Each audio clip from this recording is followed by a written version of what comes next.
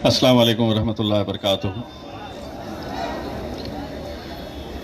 मजलिस इत्तेहादुल मुस्लिमीन के तमाम स्टेज पर मौजूद अहम ज़िम्मेदारान जनाब डॉक्टर गफ़्फ़ार क़ादरी साहब, समीर साजिद साहब, शारिक नक्शबंदी साहब, कुनाल खरात साहब, नासिर सिद्दीकी साहब, हमारे दूसरे तमाम इलाक़ों के अपने अपने ज़िम्मेदारान, कॉरपोरेटर्स, नौजवानों, बुज़ुर्गों, साथियों, यौम आज़ादी के 76 सालवे के जश्न में मैं आप लोगों का तहे दिल से इस्तकबाल करता हूँ, मुबारकबाद पेश करता हूँ। आज हम इस मुल्क की आज़ादी के 76 साल पूरे हो चुके हैं और उसका जश्न हम मना रहे हैं। मुझे ज़ाती तौर के ऊपर इस बात की खुशी है कि कई साल पहले जब मैं MLA बना था तब से हमने एक परंपरा शुरू की थी कि हम लोग आज के दिन हम तिरंगा रैली निकालते हैं और तिरंगा रैली निकाल के उसका पीछे का मकसद ये होता है कि इस मुल्क से हमारी वफ़ादारी, इस मुल्क से हमारी मोहब्बत कितनी है, यह आज हम सड़क पर निकल के हम सारी दुनिया को बताना चाहते हैं कि इस मुल्क से हम कितनी मोहब्बत करते हैं। तिरंगे को लहराते हुए हम जाते हैं और पिछले कई सालों से अल्हम्दुलिल्लाह इसकी तादाद हर साल बढ़ती जा रही है और मुझे खुशी है कि ख़ास तौर से नौजवानों को इंतज़ार रहता है कि 15 अगस्त कब आने वाला है और कब मैं अपनी मोटरसाइकिल के ऊपर तिरंगा लहराते हुए औरंगाबाद की सड़कों के ऊपर निकल पड़ूँ। उसमें आज के दिन आप लोगों का जोश देखते ही मुझे ही कितना जोश आ जाता है, आप इसका अंदाज़ा नहीं लगा सकते। आज मुल्क किस राह के ऊपर जा रहा है आप अच्छी तरह से जानते हैं। ये तिरंगे के अंदर 3 रंग है, जिसमें भगवा रंग है, जिसमें सफ़ेद है और हरा रंग है। आज इस मुल्क के अंदर ये कोशिशें हो रही है कि इस मुल्क का झंडा सिर्फ एक ही रंग का होना चाहिए। आज इस मुल्क के अंदर ये कोशिश हो रही है कि इस झंडे से हरे रंग को कैसा हटा दिया जाए। ये मुल्क जब तक, हम जब तक है, आप जब तक है, ता क़यामत तक जब तक है, ये मुल्क का झंडा जो है वो इंशाअल्लाह तिरंगा ही रहेगा। इसके अंदर हरा रंग भी रहेगा, भगवा भी रहेगा, क्योंकि इस मुल्क की आज़ादी के अंदर अगर कोई ये समझता है कि सिर्फ अकेले मेरा योगदान था और मेरी वजह से ये मुल्क आज़ाद हुआ, तो मेरे हिसाब से इससे गलत बात और इससे ज़्यादा झूठ कोई हो नहीं सकता है। इस मुल्क की आज़ादी के अंदर न जाने कितने मुसलमानों ने अपनी जानों की कुर्बानी दी है और आज हमसे ही हमारे वफादारी का सबूत मांगा जाता है। जब गुलिस्तान को खून की जरूरत पड़ी तो सबसे पहले हमारी ही गर्दन कटी, फिर भी कहते हो ये अहले चमन, ये चमन है हमारा तुम्हारा नहीं। यकीनन इस मुल्क की जमहूरियत को आज कहीं ना कहीं कमजोर करने की कोशिश की जा रही है। इस मुल्क के संविधान को कैसा बदला जा सकता है, इस मुल्क के संविधान को कैसा खत्म किया जा सकता है, इसकी कोशिश की जा रही है। लेकिन आज जब हम सड़क के ऊपर निकल रहे हैं तो आज हम ये पैगाम भी देने के लिए निकल रहे हैं, तुम कितनी भी ताकत लगा लो, इस मुल्क के संविधान की रक्षा करने की जिम्मेदारी इस मुल्क के ये नौजवानों के ऊपर है। इस मुल्क के अंदर एकता, भाईचारगी का संदेश देने के लिए आज हम सड़क के ऊपर निकल रहे हैं। शारिक नक्शबंदी साहब ने एक बहुत अच्छा पैगाम, आज एक मूवमेंट चलाने का कि मुल्क से नफरत हटाओ और देश बचाओ, ये एक मुहिम मजलिस शुरू करने वाली है। आज नफरत कम है, एक जीता जागता एक सबूत में आज के दिन जब सरकारी कार्यक्रम यहां पर डिविजनल कमिश्नर ऑफिस के ऊपर देखकर आया हूं। आज भारतीय जनता पार्टी अपने मकसद के अंदर कैसे कामयाब हो गई कि महाराष्ट्र के मराठी लोगों को कैसा तोड़ा जा सकता है, उसकी जिंदा मिसाल मैं देखकर आया हूं। राजनीति अपनी जगह के ऊपर, लेकिन कहीं ना कहीं आज हमें भी फख्र है कि हम महाराष्ट्र के अंदर पैदा हुए हैं। यह मुल्क हमारा है और इस मुल्क के अंदर हर रोज जो हमें निशाना बनाया जा रहा है, ये समझ रहे हैं कि हम इन्हें कुछ भी बोलेंगे और इन्हें सुनना पड़ेगा।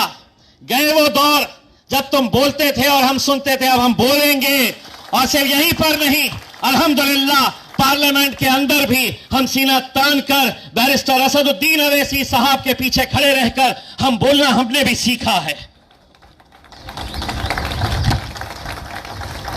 डॉक्टर साहब ने अभी कहा कि असदुद्दीन अवैसी साहब के घर के ऊपर हमला किया गया है और हम उसकी मजम्मत करते हैं। यकीनन हम मजम्मत करते हैं, लेकिन डॉक्टर साहब हमला ऐसे नहीं कहते हैं। जो रात के अंधेरे में छुपकर आता है, जेब में एक पत्थर लेकर आता है, इधर उधर देखता है, पत्थर मारता है और गायब हो जाता है। अगर मर्द का बच्चा है तो सामने खड़े रहकर वार कर। अगर सही मानों में तुझे हमला करने का है तो बोल, कहां करना चाहता है। जगह तेरी रहेगी, वक्त तेरा रहेगा, हम आएंगे, करके दिखा तू। ऐसे छोटे मोटे कब तक ऐसे पत्थर फेंकने वालों के पीछे हम दौड़ेंगे। अब तो हम असद साहब को यह कहने वाले हैं कि उसे क्यों इतनी तकलीफ कि पत्थर छुपा कर लेकर आए। मैं तो असद साहब को कहूंगा कि असद भाई, तुम्हारे घर के सामने पत्थर का ढिगार लगा देते हैं, आ दिन के वक्त में आकर मारना है तो मारकर चले जा। हथियार हम दे रहे हैं तुझे मारने के लिए। बहुत ज्यादा इनकी दखल लेने की जरूरत नहीं है। ए छोटे,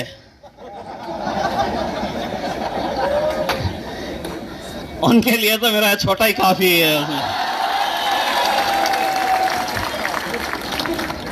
वैसे भी उसको सिद्धार्थ गार्डन में काम करते करते जानवरों के साथ खेलने का अच्छा अनुभव हो चुका है उसके अंदर। मैं आप लोगों से सिर्फ इतनी इल्तिजा करना चाहूंगा, ये जो हम तिरंगा रैली निकालते हैं, इसके पीछे एक बहुत बड़ा मकसद होता है।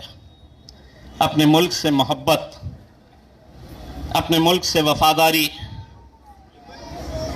आज हम सड़क के ऊपर निकल आते हैं अपने गाड़ियों के ऊपर तिरंगा लहराते हुए। समीर भाई ने बिल्कुल सही कहा, शारिक भाई ने बिल्कुल सही कहा। इस तिरंगे की अजमत, इस तिरंगे की शान को बरकरार रखना यह आप लोगों के हाथ में है। कहीं ऐसा ना हो जाए कि हम हुल्लड़बाजी के अंदर, कहीं हम मोटरसाइकिल भगाने के चक्कर के अंदर, किसी भी हालत के अंदर मैं गिर गया तुम गिर गए चलेगा, लेकिन यह तिरंगा जमीन पे गिरना नहीं चाहिए।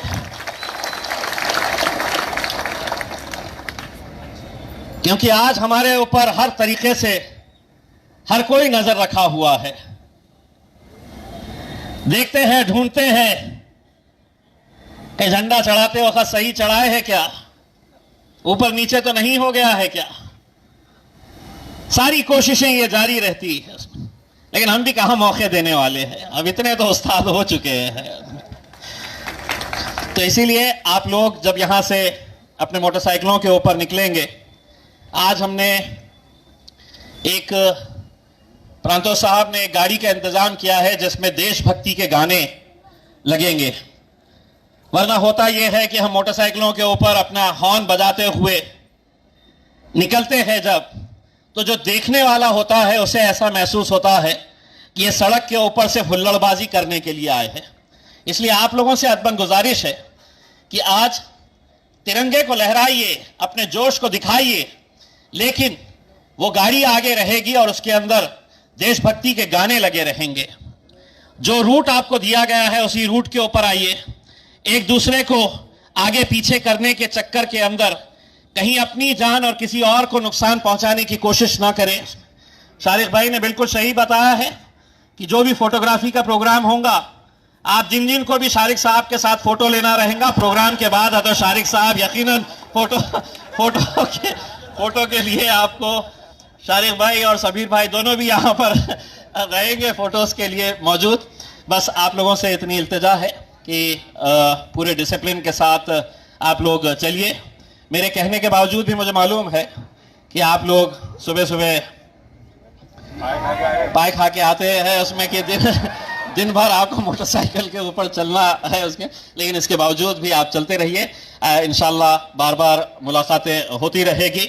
बस दुआ करिएगा कि ये 23 का ये हम जश्न मना रहे हैं आज यौम आज़ादी का।